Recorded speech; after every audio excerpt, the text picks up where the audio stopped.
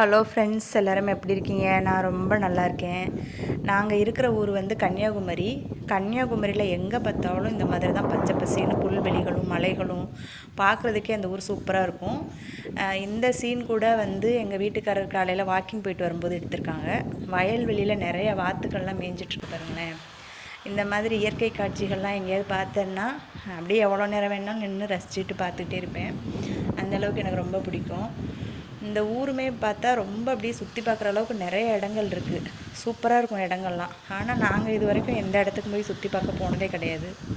அப்புறம் இந்த கடற்கரையில் பாருங்களேன், காலையில் ஒரு 6 மணிக்கு நாங்கள் சும்மா வாக்கிங் மாதிரி போயிட்டு சூரிய உதயம் பார்க்கலாம் அப்படின்னு சொல்லிட்டு போயிருந்தோம். ரொம்ப நாளாச்சு இந்த பீச்சுக்கு போய். இந்த பீச் வந்து ரஸ்தா காடுன்னு சொல்லுவாங்க. இந்த பீச் பேர்.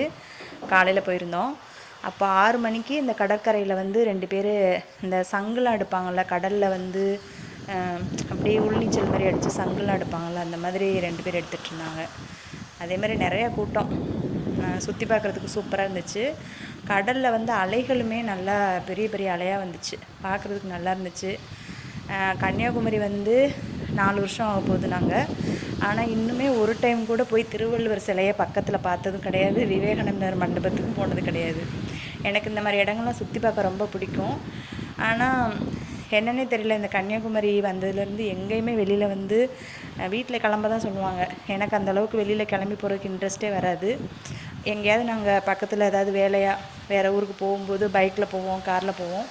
அப்போது வந்து அந்த ஊர் கிராஸ் பண்ணி போகும்போது அந்த சைட்லலாம் பார்த்தா அப்படியே இயற்கை காட்சியாக சூப்பராக இருக்கும். அப்போது நினப்பேன், சரி நம்ம அடுத்த வாரம் இந்த இடத்துக்கு பிளான் பண்ணலாம், போகலாம் அப்படின்னு வீட்டில் சொல்லுவேன். அடுத்த வாரம் அப்படியே சோம்பேறித்தனப்பட்டுட்டு எங்கேயுமே போகாமல் அப்படியே இருந்துருவேன் அந்த மாதிரி. ஆனால் கன்னியாகுமரி வந்து டூரிஸ்ட்டு ஸ்பாட்டுக்கு சூப்பரான இடம். ரொம்ப அப்படியே கண்ணுக்கு குளிர்ச்சியாக பச்சை பசேர்னு எங்கே பார்த்தாலும் இயற்கை காட்சிகளாக தான் இருக்கும். கோவில்களும் இங்கே நிறையா இருக்கும். அப்புறம் நாங்கள் திருநெல்வேலி வேலையை போயிருந்தோம். போயிட்டு காரில் வந்துட்டுருக்கும்போது இந்த பத்திரகாளி சிலையை வந்து நான் வீடியோ எடுத்துகிட்டு வந்தேன். ரொம்ப நாளாகவே இந்த சிலை கட்டிகிட்டு இருக்காங்க. ஆனால் இப்போ ஃபுல்லாக கட்டி முடிச்சிட்டாங்க. சிலையோட கண்ணை மட்டும் ஒரு துணியை வச்சு கட்டி வச்சுருக்காங்க. இன்னும் கும்பாபிஷேகம் பண்ணலை போல இருக்குது. கண்டிப்பாக நான் வந்து கும்பாபிஷேகம் நடந்து முடிஞ்சிச்சுன்னா நான் ஒரு டைம் இறங்கி சூப்பராக வீடியோ எடுத்து போடுறேன். Okay friends, thank you.